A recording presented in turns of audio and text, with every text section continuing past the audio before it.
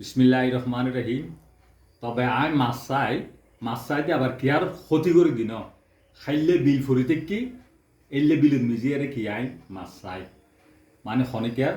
ক্ষতি নগরী ক্ষতির তালত মিজি আই নাই কি আর কেঁচা আলু ফারাদন হদি আই নাই তা আজি মাছ চাইতেম গে আজি আল্লাহ রিজিগুল্লাই কি বে বোয়াল মাছ মানে বড় ন ছোট আর কি এবে অর্ধ বোয়াল মাছ আর কি তো এবে আজি খাইলাম।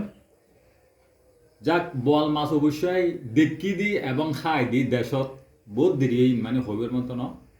যাক আল্লাহ রিজিগুল্লাই কি আজি ইবে খায় তবে কিন্তু